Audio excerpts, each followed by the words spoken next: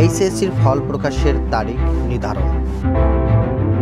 চলতি বছরে এইচএসসি ও সমমান পরীক্ষার ফল আগামী 15-19 অক্টোবরের মধ্যে প্রকাশ করা হতে পারে।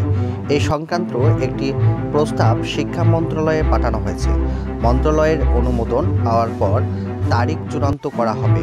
রোববার আন্তঃশিক্ষা বোর্ডের সমন্বয় কমিটি এক সদস্য দ্য ডেইলি ক্যাম্পাসকে এ তথ্য জানিয়েছেন।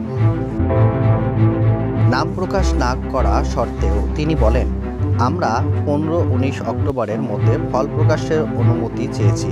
তবে 9-17 অক্টোবর পর্যন্ত কলেজ ছুটি, সেক্ষেত্রে 18 অথবা 19 অক্টোবর ফল প্রকাশ করা হতে। বিষয়টি নির্ভর করছে মন্ত্রণালয়ের উপর বলেও জানান তিনি। এ বিষয়ে আন্তঃশিক্ষা সমন্বয় বোর্ড সভাপতি এবং ঢাকা শিক্ষা বোর্ডের চেয়ারম্যান অধ্যাপক তপন কুমার সরকার দ্য ডেইলি ক্যাম্পাসকে বলেন, অক্টোবরের মাঝামাঝি ফল প্রকাশের অনুমতি চাওয়া হয়েছে। অনুমতি পাওয়ার আগে তারিখ সম্পর্কে কিছু বলা যাচ্ছে না। এবার পরীক্ষায় অংশগ্রহণ করে মোট 14,50,790 জন শিক্ষার্থী।